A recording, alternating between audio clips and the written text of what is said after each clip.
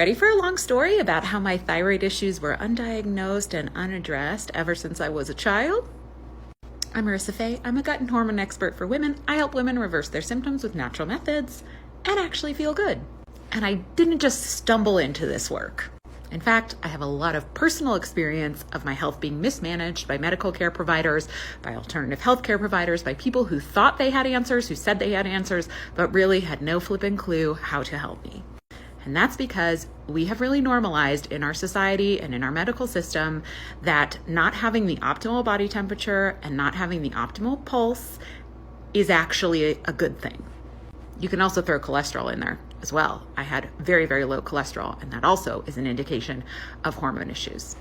Because cholesterol is actually a precursor for many of your hormones. But that's a story for another day. So anyways, when I was younger, I grew up with an abusive parent in my household. I also grew up in the presence of chronic dieting. And my body developed and was a bit larger than other kids. Nothing wildly outside of normal.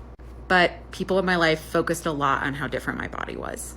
I went on my first diet when I was 11 years old and continued going on and off all kinds of crazy diets. You name a diet, I've probably tried it. And that is a recipe for messing up your hormones and especially reducing your thyroid function.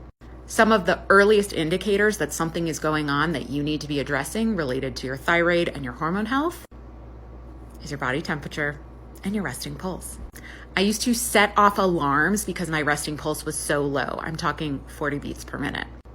Doctors would always ask, are you secretly like a marathon runner? Because when people are super duper duper athletic and doing a lot of endurance exercise, their resting pulse tends to go low.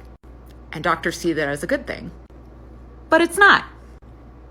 And especially not if you are a marathoner, by the way. And the same is when you have a low body temperature. These are signs that your body is overwhelmed and is kind of like, ugh, what are you trying to make me do when you're stressing me out? So whether or not you get a literal diagnosis doesn't fucking matter to me. And I can't give you a diagnosis, actually. But if you have these kinds of things going on, like a really slow resting pulse and a low waking body temperature, you need to start taking action.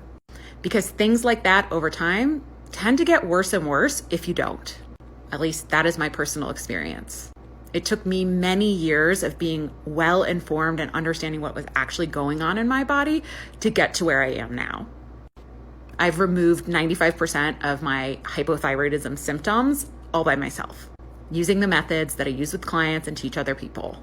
Grab a seat at the Bink in my Lyo if you want to come to my next hormone masterclass where we'll talk more about it.